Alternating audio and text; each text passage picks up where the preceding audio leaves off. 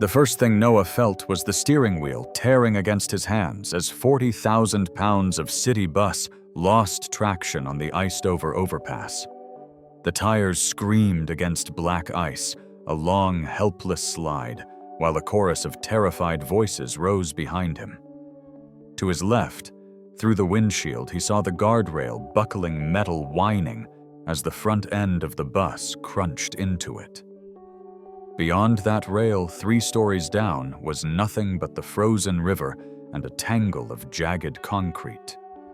He planted his boots, yanked the wheel hard, and felt the whole frame shudder like it might roll. A little boy in the first row clutched an oxygen tank almost as big as he was. His eyes locked on Noah, like the man at the wheel was the only solid thing left in the world. Somewhere farther back, an elderly woman started praying out loud words tumbling over each other as the bus tilted another inch toward the edge. Dashboard alarms blared. Cold air knifed in through the cracked windshield. The guardrail groaned one more time, then gave way. Before I go any further, tell me where you're listening from tonight and hit that like and subscribe button if you believe courage still matters in this world. A few hours before that overpass turned into a nightmare, Noah Reyes thought it was just going to be another long, tired day he'd barely remember. He was 37, the kind of age where your back hurt more than it used to, and your dreams took a back seat to the electric bill. By trade, he was a bus mechanic for the city grease under his nails, salt stains on his boots, working in a drafty brick depot built back when payphones were still a thing. On most days, he stayed in the garage, coaxing another year of life out of engines that should have been retired a decade ago. On some days like this one, when the schedule was short and the weather was bad, he climbed behind the wheel and became Driver Reyes for a few hours. Home was a second-floor walk-up on the edge of town, the kind where the heater rattled like it was coughing up its last rites every January. His 8-year-old son, Mateo, slept in the small bedroom with the superhero sheets. Noah slept on the pull-out couch, so the kid could have a door to close. He kept a framed photo on the chipped dresser, Noah, in his Army National Guard uniform, his late wife, Lena, leaning into his side, Mateo just a baby in her arms. Lena's smile was the kind that lit up a room. Now it lived in the picture frame and in Mateo's eyes when he laughed. She'd been gone 3 years, a sudden aneurysm that arrived one ordinary Tuesday and stole the word ordinary from his vocabulary forever. Noah didn't talk much about the tours he'd pulled overseas or the engineering certification he never got to finish when Lena got sick.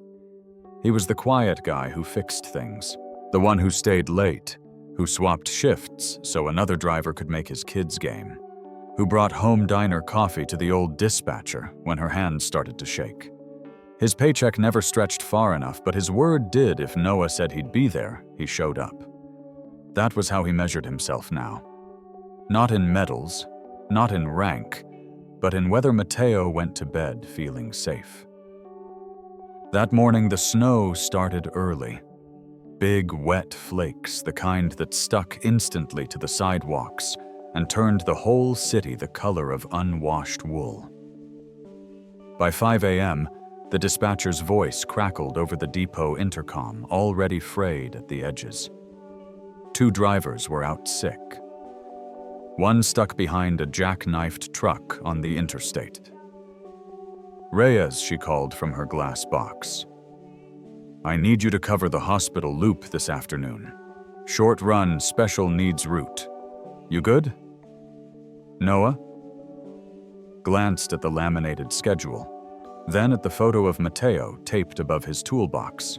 Hospital loop meant oxygen tanks, wheelchairs, people who trusted that a stranger in a uniform would get them to appointments they couldn't afford to miss. It also meant he'd be home late, hoping the neighbor could watch Mateo another hour. He wiped his hands on a rag and nodded anyway. Yeah, he said. Put me on it. He didn't know it yet, standing there in the smell of diesel and cold metal. But that small decision to say yes to one more route on a bad weather day was the first step toward that overpass, that shattered guardrail, and a moment that would change everything he thought he knew about himself.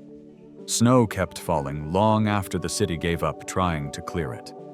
By early afternoon, the hospital loop felt less like a route and more like a series of white tunnels carved through drifts that seemed to grow with every pass. Noah kept both hands steady on the wheel, listening to the soft hiss of oxygen tanks and the quiet breathing of passengers who'd learned to whisper their needs like apologies.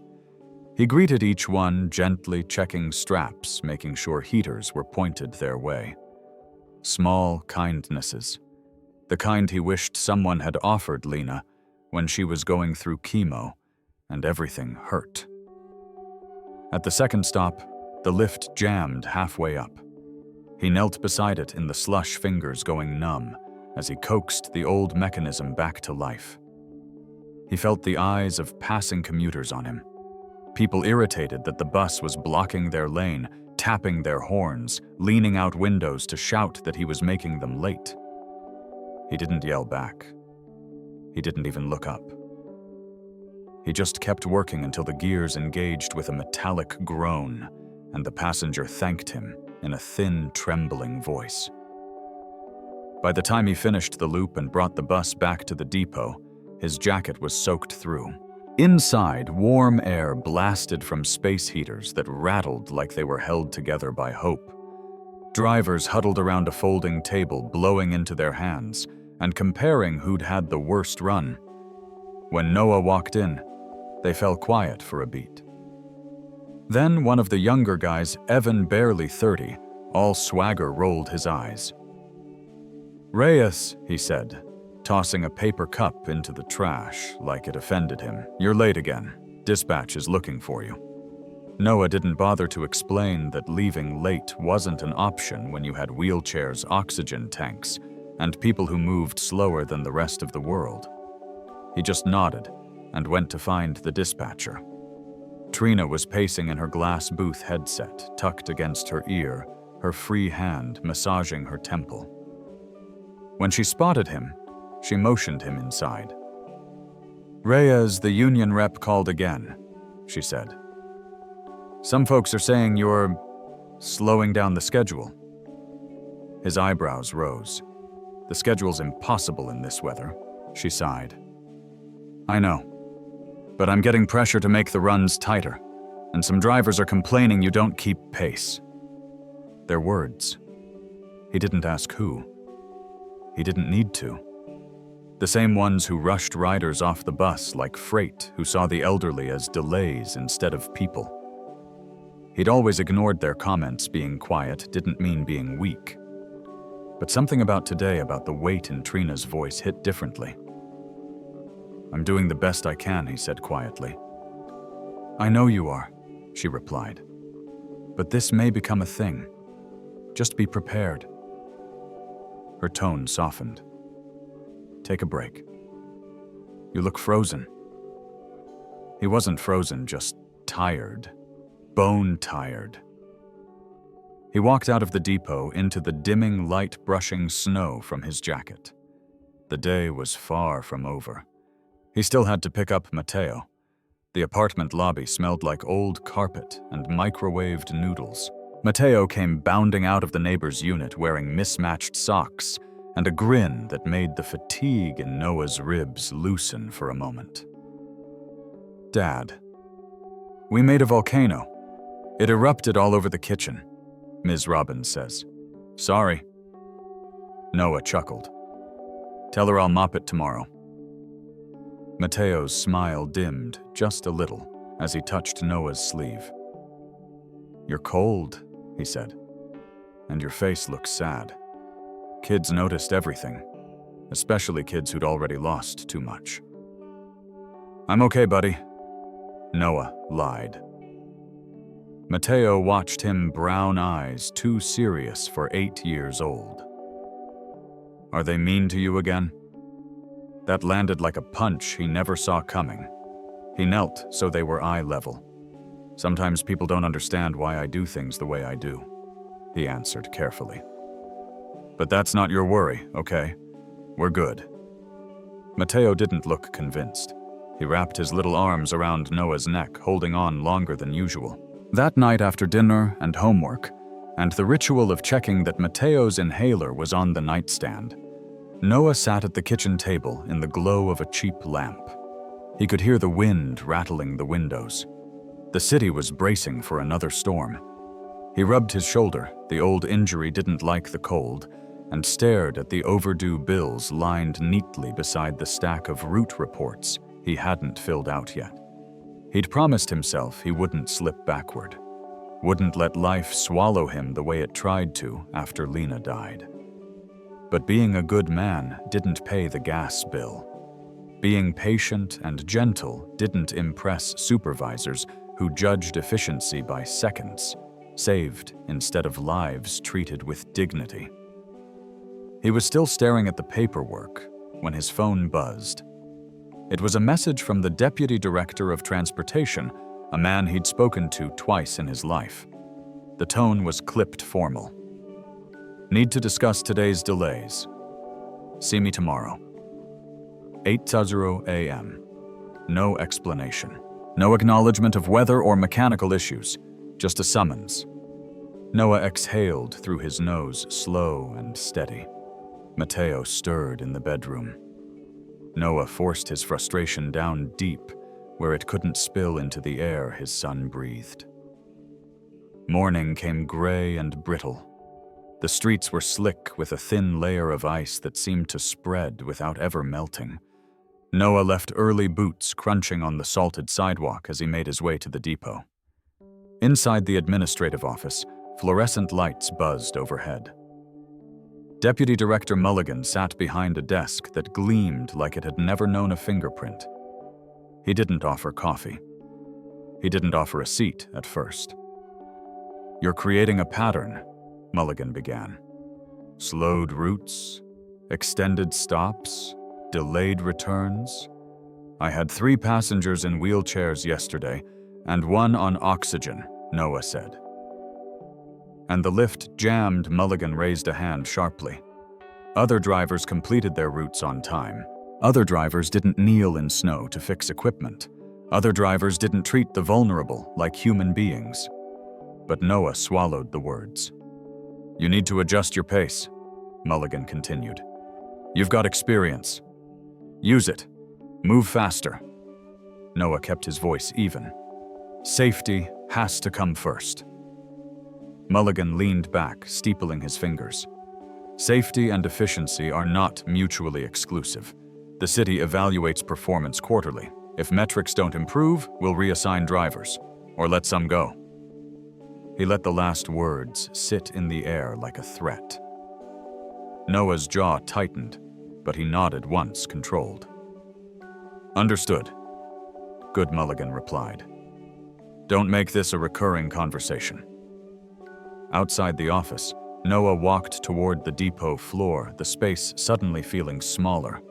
He'd taken bullets in desert heat and lived through nights that still broke into his dreams, but somehow the cold judgment of a bureaucrat hit harder today. As he neared his bus, he overheard 2 drivers talking near the vending machine.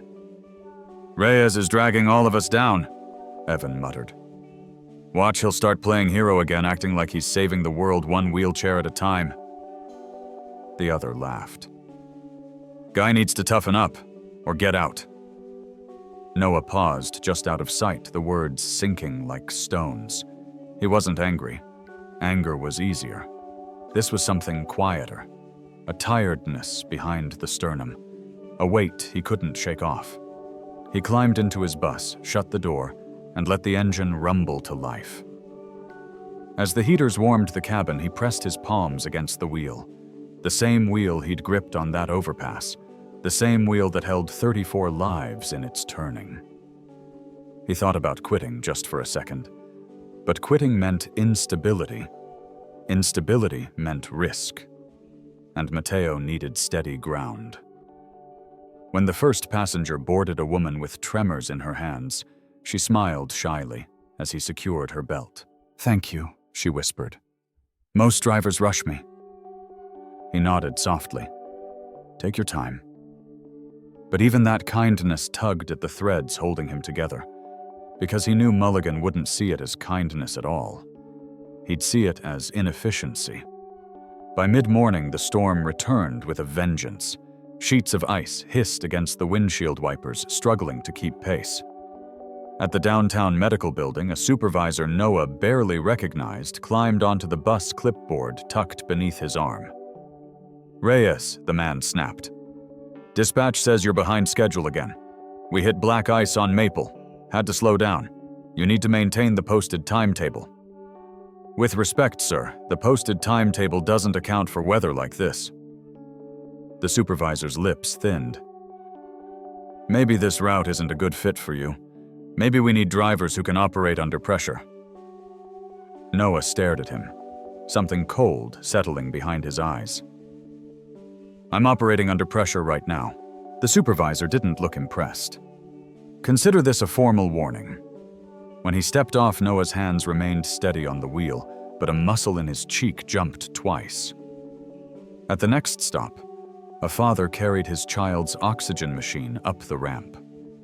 The machine slipped slightly on the icy platform, and Noah grabbed it before it toppled.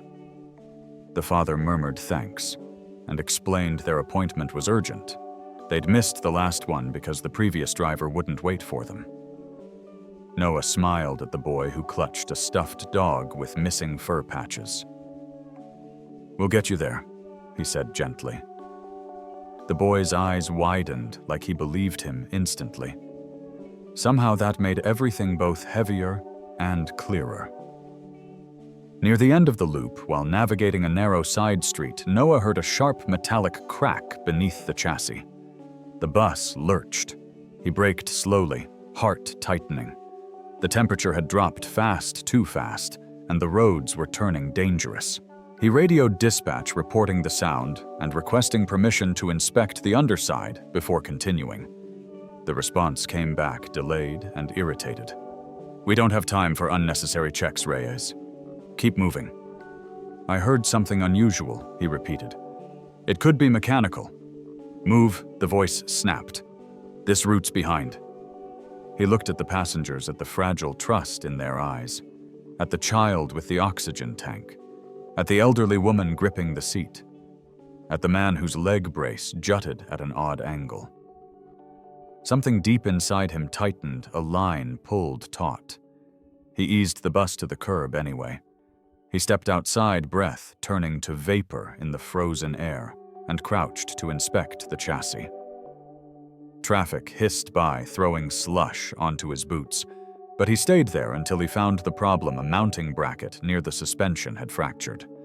It wasn't catastrophic yet, but at highway speed or on an overpass, it could become one. He climbed back inside. Passengers watched him with worry. "Everything okay?" the father asked. Noah met their eyes. All of them. "We're not moving until a replacement bus gets here," he said calmly. "It's not safe." The radio crackled instantly. "Reyes, what the hell are you doing?" He pressed the button. "My job. You're disobeying a direct instruction. It's unsafe. You're ending your career. Reyes." Noah let go of the radio button, the threat hanging in the air like frost. The bus grew quiet. Even the boy with the oxygen tank sensed the shift. Outside, the wind howled, pushing snow across the pavement in swirling sheets. Inside, the heater hummed warming faces that were no longer frightened because they knew he was choosing them over everything else. But Noah could feel it. The pressure, the inevitable repercussions, the tremor in the air right before something big breaks. He took a slow breath and kept his eyes forward. Something was coming, and this time he wouldn't be able to avoid it. The replacement bus never came. Dispatch kept promising it was on the way, but 30 minutes passed, then 40, then nearly an hour. Snow thickened against the windshield in rhythmic waves, smothering the world outside in white static. Inside the cabin, people shifted anxiously, tugging coats tighter, checking phones that were cutting in and out as the tower nearby struggled in the storm. Noah had kept everyone calm, talking softly, checking oxygen levels, clearing fogged windows, but something in the wind had changed. It no longer sounded like weather. It sounded like warning. And then he saw it. Up the street, through the swirling whiteout, a city plow truck fishtailed sideways, completely out of control. Its back end slid like a pendulum across black ice, smashing into a parked sedan, ricocheting toward the narrow lane where the bus sat pulled to the curb. The truck's driver was fighting the wheel, but the blade at the front carved deep grooves into the road, sending chunks of frozen slush flying like shrapnel. The plow wasn't just sliding, it was coming directly for them. Inside the bus, people gasped as the headlights grew larger, brighter, too fast, too close. The father with the little boy grabbed the oxygen tank like he could shield it with his own body. An elderly woman clutched the back of a seat and whispered, "Dear God." The boy's alarm began beeping, sharp, urgent, terrified. Noah's breath caught in his throat, but his mind snapped into focus with a cold clarity he hadn't felt in years. The fractured suspension bracket he'd found earlier meant he couldn't risk throwing the bus into a sharp turn. The lift was still half-latched, and the plow was big enough to crush half the cabin if it hit broadside. He had seconds, maybe less. He felt Lena's voice rise from memory, not words, just presence. The same grounding steadiness he'd leaned on during deployments. The same quiet courage she'd worn during chemo appointments. Protect them, that was all it said. And Noah moved. He surged forward, slammed his palm on the emergency override, and forced the bus out of park. The engine whined in protest, the frame shuddering with the fractured bracket, but it lurched forward through the deepening snow. Passengers cried out fear confusion, but he didn't have time to explain. The plow was bearing down only half a block away. If he stayed put, they'd be crushed. If he drove straight, the suspension might snap and send them into a spin. If he turned too sharply, the wheels would lose traction and they'd slide into a row of parked cars. There was only one option. He angled the bus toward the narrow alley between two brick buildings, barely wide enough for a delivery van, let alone a city bus. The mirrors might shear off, the sides might scrape, but wooden walls could be rebuilt. Bodies couldn't. "Hold on," he shouted. The boy's father wrapped both arms around him. The elderly woman gripped her seat so tightly her knuckles blanched. Someone began praying aloud. Someone else said Noah's name like a question and a plea. The plow truck screamed past the corner, missing the rear of the bus by less than a yard. The roar of it hitting the curb shook snow from the rooftops. A metal shriek echoed through the narrow street as the plow skidded sideways, slamming into a telephone pole. Sparks burst into the white sky like fleeting stars. Inside the bus, everyone jolted, but no one was thrown. The frame complained violently. The fractured bracket cracked again, louder this time, like a bone threatening to snap. "Dad." The little boy whispered, voice quivering, "Is it over?" Noah checked the rear view and saw the plow embedded in the pole, engine steaming. But danger hadn't passed. The bus was now wedged between the two buildings, safe from the plow, but the weakened suspension had dipped dangerously on one side. If they stayed put, the axle might give out altogether. He needed to evacuate them. Now. He opened the doors manually, cold air blasting in. Snowflakes whipped sideways like sand in a desert storm. He stepped down, first boots crunching on ice, and turned back. "Everyone off slow and steady," he said. "Take my hand if you need it." The father lifted his child oxygen tank, banging against his leg as they navigated the narrow space. The elderly woman leaned heavily on Noah's arm. One by one, passengers shuffled into the alley behind the bus, sheltered from the worst of the wind. Then, he saw her, the woman with the tremors who had thanked him earlier. She'd been sitting farther back, quiet and fragile. Now her feet wouldn't move. She was frozen in place, panic wide in her eyes. "My legs," she stammered. "They won't. I can't." Noah climbed back inside the frame, groaning beneath him. He crouched to meet her gaze. "You're not alone," he said gently. "I've got you." He lifted her as carefully as he could, feeling her tremble against his shoulder. She wasn't heavy, but the bus shifted under his weight. The suspension sagged with a sickening drop. A crack split through the air, a metal snap that vibrated through the floor. The axle was failing. He didn't think. He didn't hesitate. He moved. With the woman in his arms, he crossed the aisle as fast as he dared, feeling the entire bus tilt another inch. Snow gusted through the open door. Passengers outside were shouting warnings, fear, encouragement, he couldn't tell. He descended the steps just as the last brace under the bus gave way. The rear corner slammed downward, metal screeching, as the tail dipped like a wounded animal. If he'd been 3 seconds slower, he would have been inside when it collapsed. He carried the woman clear of the danger zone before setting her gently onto a sturdy patch of ground. Her breath shook. "You saved us," she whispered. He didn't answer because he hadn't done it for praise. He'd done it because something inside him refused to let anyone fall on his watch. Not again. Not while he still had breath. Sirens wailed in the distance, growing louder by the second. Police. Fire. Emergency crews. The narrow street filled with red and blue light reflecting off the snow. One of the first responders, a firefighter with a heavy coat dusted in ice, took one look at the slumped bus and let out a low whistle. "Who got these people out in time?" he asked. Heads turned, eyes settled on Noah. The father with the little boy stepped forward, oxygen tank still in one arm, his other hand gripping his son's shoulder.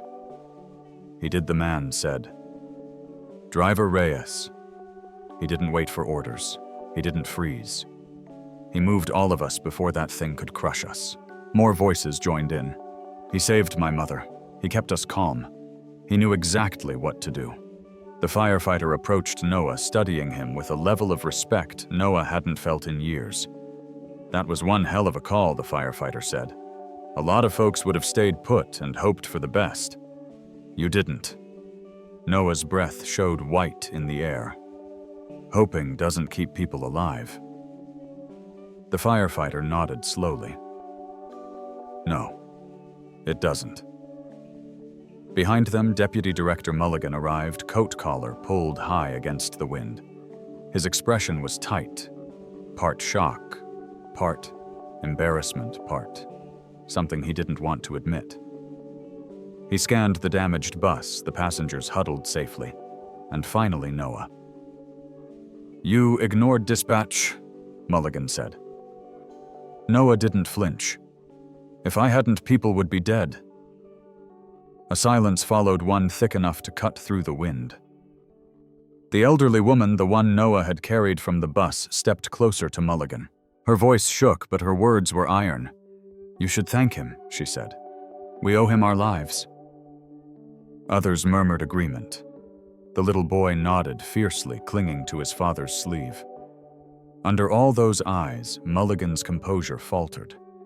His shoulders slumped by a fraction.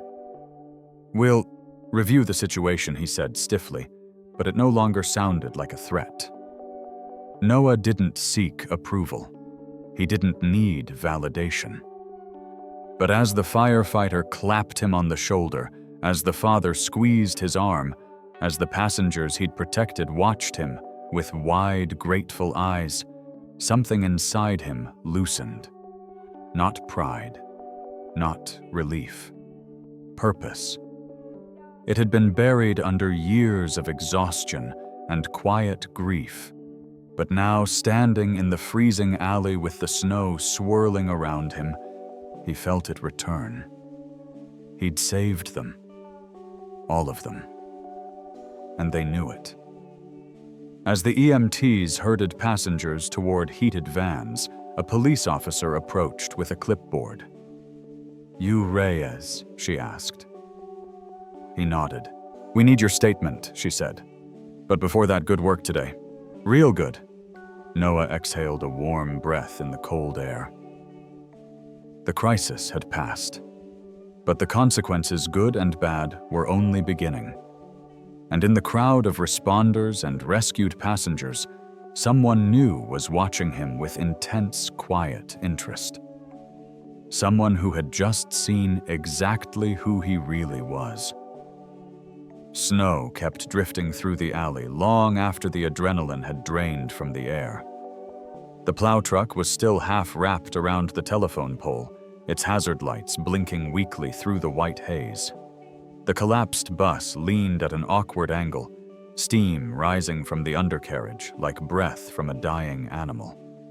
But the passengers, all of them, were alive, standing, talking, crying, holding on to one another in that dazed, trembling way people do when they've just walked away from something that should have ended worse. Firefighters finished securing the scene. EMTs guided passengers toward heated vans, taking vitals, wrapping blankets around shoulders. A few of the more mobile riders kept glancing back toward Noah, whispering to one another, as though they'd witnessed something they couldn't explain. Because in truth, they had. Noah stood a few feet from the wreck, his breath fogging the air, snow collecting in his hair and beard. He wasn't shivering too much. Training had taught his body what fear felt like and what it didn't. But something deeper trembled in him. Not from the cold, from the unmistakable weight of eyes on him. People weren't supposed to look at him like that. The father whose child he'd carried off the bus approached him first. He didn't say a word. He just extended a hand. A firm, grateful shake. The little boy peeked from behind his father's coat, still hugging his oxygen tank, eyes wide with admiration. Others followed. A nod. A whispered thank you. A woman brushing her gloved fingers across her face as she looked at him with something between awe and disbelief. And in the middle of this shifting tide of gratitude, the last person Noah expected stepped forward. Deputy Director Mulligan. His expensive coat was dusted with snow. His shoulders hunched against the wind, but his expression wasn't the rigid authority he usually wore like armor. It was something closer to stunned confusion. You made a call I don't think any of our drivers would have made," he said quietly. Noah didn't answer. Partly because he didn't know what to say. Partly because he wasn't sure Mulligan deserved a response.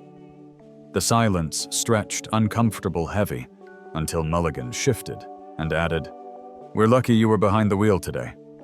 Lucky. That was a word no one had ever used when talking about Noah's presence, not since his deployment. Not since the accident that left him with a stiff shoulder and a stack of memories he never invited into conversations. He turned away before Mulligan could say more. Gratitude was fine, he'd never turn that down. But pity. Rewriting the past. Pretending they hadn't both been here yesterday, in a glass office discussing efficiency over humanity. He didn't need that. But he didn't get far before a soft voice reached him. "Driver Reyes." A woman bundled in a navy parka stepped forward, her ID badge clipped to her zipper. City Seal, Department of Transportation. Under it, Assistant Director Claire Brenner. Noah straightened almost instinctively. She wasn't here to give thanks. Her gaze held too much calculation for that. She extended a hand. I'm Claire. I've been reviewing driver safety statistics for the past 6 months. Her eyes moved briefly to the wrecked bus, then back to him. Today changes our conversation. I didn't do it to change anything, Noah said. Just did what was necessary. Necessary? She echoed, studying him. That isn't how most people react under pressure. He didn't respond. He didn't need to. Claire took a slow breath. 2 firefighters told me you moved as if you'd trained for this kind of situation. They said you saw the hazard before anyone else. Calculated options faster than they could have. Noah's stomach tightened. He wasn't ashamed of his past, but he'd worked hard to keep it from becoming part of his identity here. People treated you differently when they knew you'd been military. Sometimes better. Sometimes much worse. Claire continued carefully, as if reading his silence. I looked into your file earlier today. I saw your service history. He closed his eyes briefly. That door was opening whether he liked it or not. You weren't just National Guard, she said softly. You were engineering support attached to a rapid response medical unit. Her voice dropped lower. Your personnel evaluations mention decision-making under extreme conditions, habitual calm under fire. He hadn't thought about those reports in years. He'd boarded the bus every day like any other driver, kept his head down, raised his son, paid his bills late, and stayed invisible on purpose. But invisibility was no longer an option. Not now. Not after today. Mulligan, who had edged closer during Claire's words, looked blindsided. Reyes, why didn't you ever tell us? Because telling would have changed everything. Because people didn't see you the same after they learned you'd spent days clearing debris from collapsed structures overseas, or that you'd once dragged a wounded soldier through a burning corridor, or that you'd been the one who crawled beneath a flipped Humvee while the world above you burned. Instead of answering, Noah said only, it didn't matter for the job. The simplicity of the statement hit Mulligan like a slap, a reminder of every time he'd accused Noah of being slow, inefficient a problem. Claire's expression softened. You saved the lives of everyone on that bus. He didn't agree. He didn't disagree. He simply stood, snow thickening on his shoulders, wishing he could retreat into quiet again. But the world wasn't finished speaking. A police officer approached Officer Grant, the same one who took his statement earlier. She held a folded piece of paper in her hand. Noah, she said, dropping the formality. The city is drafting a commendation request. You'll be contacted this week. He blinked at her. A commendation. For doing my job? For going far beyond your job, she said. And because they want the public to know that someone like you works for this city. Someone like you. Not a complaint, not a warning, not a performance review. Someone like you. He didn't know how to hold that. And then came the moment everything truly shifted. A man in a gray coat stepped forward from the cluster of supervisors and administrators who had gathered near the mouth of the alley, someone Noah had never seen before. Tall, composed, the kind of presence that made others fall silent without being asked. His coat carried the emblem of the mayor's office.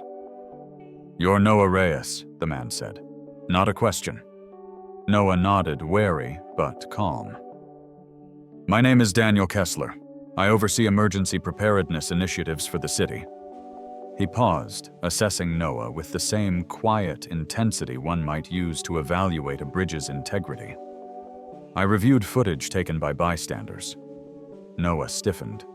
He hadn't known anyone recorded the near collision, but of course someone had. This was America, nothing happened unwitnessed anymore. Kessler continued. Most people freeze when danger approaches. Most people hesitate. You didn't. You executed a controlled maneuver under catastrophic pressure, saved every life on board and evacuated injured passengers seconds before structural failure. His voice lowered. I've trained professionals who wouldn't have reacted like that. A flicker of discomfort moved through Noah. Praise had never sat well with him. It always felt undeserved, like a uniform he no longer wore. Kessler wasn't finished. He reached into his coat and pulled out a slim envelope. This is an invitation, he said. Not an order. Not a demand. His eyes held a kind of respectful gravity. We're building a specialized training program, civilian emergency response advisors, people with real-life crisis experience, people who don't break under pressure. We'd like to consider you for a leadership role. Mulligan's mouth fell open. Claire's eyebrows rose. Several firefighters exchanged impressed looks, and the father with the little boy whispered, "He deserves it." Noah stared at the envelope in Kessler's outstretched hand. A wind gust sent snow spiraling between them, but the envelope didn't waver. Leadership role. A job where his past wasn't a liability, where his instincts weren't criticized, where helping people wasn't considered inefficient. But accepting it would mean leaving the depot, leaving his routine, leaving the job that despite everything had kept him afloat after losing Lena. He glanced toward the passengers. The little boy watching him like heroes were real. The elderly woman making a quiet sign of the cross. The father nodding in encouragement. He saw gratitude in their expressions, but also something else. Belief. Then he looked at Mulligan, who was staring at the pavement jaw tight, the shame unmistakable. And Evan, the younger driver who'd mocked him earlier, stood farther back, face pale as he took in the scene. He had called Noah soft, inefficient, slow. But now Evan saw the truth. All of them saw it. Noah wasn't slow. He was deliberate. He wasn't inefficient. He was precise. He wasn't soft. He was exactly what people hoped for when danger came, but rarely found. Noah turned back to Kessler, the envelope inches from his hand. Mateo's face flickered through his mind, sleeping peacefully under superhero sheets, trusting his father to come home each night. A new job would change their life. Better hours, better pay, better purpose. But it would also require something he hadn't done since he buried Lena Chu's, a future that scared him. He reached out. His fingers touched the envelope, but he didn't take it. Not yet. Instead, he asked in a low, steady voice, "What would this role require, and how would it affect my son?" Kessler smiled, not with triumph, but with understanding. That he said is exactly why we want you. As Noah held the unopened envelope, the alley around him seemed to quiet. The snow slowed. The sirens dimmed. The world waited. The truth was out. The balance had shifted. And now everything that came next would depend on the choice he was about to make. Snow still clung to the bus wreck the next morning, turning metal and pavement into a kind of frozen monument. Crews had cleared most of the alley, but you could still see the scrape marks from where the plow had lost control. People passing by slowed not because of curiosity, but out of quiet respect for what had happened there. Word had spread through the city faster than the storm itself. By the time Noah arrived at the depot, having dropped Mateo off at school with an extra-long hug, heads turned. Drivers who usually mumbled greetings or shot him impatient looks now stepped aside to let him pass. A few murmured thanks. One older driver, a man who'd never said more than 5 words to him, clapped Noah gently on the shoulder. "You did good," he said. "Real good." Even Evan, who had always been quickest to judge him, didn't meet Noah's eyes. His face carried the unmistakable look of someone replaying his own words and wishing he could take them back. Inside the office, Mulligan stood waiting. His posture wasn't stiff or defensive today. He looked almost human. He gestured toward his own chair. "Sit, Reyes." Noah remained standing. Mulligan exhaled, then nodded. "Fair enough." He rubbed the back of his neck before speaking again. "I called you slow. I called you inefficient. Yesterday proved I was wrong on both counts." He swallowed hard. "I'm sorry." The apology didn't come dressed in excuses or wrapped in management language. It came plain, bare, uneasy, exactly the way real apologies sound when they cost a person their pride. Noah accepted it with a quiet nod. "Thank you." Mulligan gestured toward the envelope on the desk, the one Noah hadn't opened yet. "I hear the mayor's office wants you, and I'm not going to stand in your way. In fact, if you choose to go, I'll sign every form to make it happen fast." Noah didn't answer, not yet. He needed time to think. By afternoon, he found himself walking into City Hall, envelope finally opened, questions still swirling in his chest. Kessler met him in a conference room, overlooking the river. Half frozen, now ice drifting along its surface like sheets of broken glass. "We're not asking you to stop being who you are," Kessler said. "We're asking you to bring more of who you are into the world. Emergency Response Advisor, Crisis Training Coordinator, Consultant for Transportation Safety." The job wasn't about heroics. It was about preparation prevention and giving ordinary people the tools they needed to survive extraordinary moments. It paid better. It offered stable hours. It offered purpose that wasn't swallowed by bureaucracy. And most of all, it allowed Noah to be present for Mateo in ways he feared he might not manage forever behind a bus wheel. He accepted the position. The news spread quietly, at first emails, memos, a short press release. Passengers he'd driven for years left handwritten notes at the depot, thanking him for his kindness long before the crash. The elderly woman he carried off the collapsing bus sent a letter written in wobbly cursive. "You reminded me," she wrote, "that compassion and courage can still share the same body." Noah kept that letter in his wallet. Weeks passed. Winter gave way to a muddy, stubborn spring. The city's emergency preparedness program launched 15 new training modules, several written in Noah's steady, practical voice. He walked through garages, transit hubs, community centers, teaching mechanics, drivers, volunteers, even high school seniors how to read danger, remain calm, and act decisively. He wasn't a soldier again. He wasn't a hero on call. He was something better, someone who could help others become stronger, safer, more prepared. His co-workers from the depot still invited him to lunch sometimes. Mulligan treated him with a humility that surprised everyone, including himself. And Evan, once dismissive, asked if he could attend one of Noah's crisis response workshops. Noah said yes without hesitation. Growth counted more than grudges. At home, life grew simpler and sweeter. Mateo would sit at the kitchen table drawing diagrams of escape plans and safety circuits, eager to show his dad what he learned from school and from just watching him. Noah saw Lena in those little moments, in the curiosity, the stubborn hope, the instinct to help before being asked. On the one-year anniversary of the bus incident, the city held a small ceremony near the rebuilt section of road.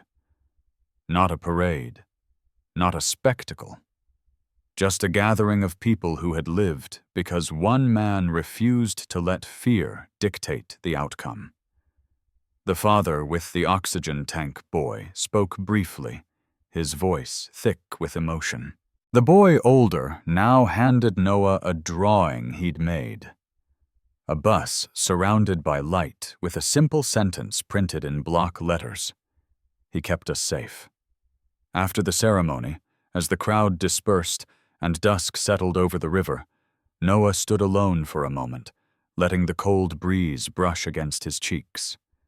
He thought of Lena, thought of the promise he'd made to her, thought of how sometimes keeping a promise didn't mean avoiding danger, sometimes it meant rising above it.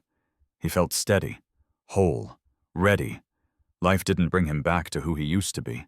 It brought him forward to someone he hadn't known he could become. And as he walked toward Mateo, waiting in the car, grinning proudly from the back seat, Noah realized something quiet and true. Some heroes don't carry titles. Some don't wear uniforms anymore. Some are just people who refuse to let the world become colder than it already is.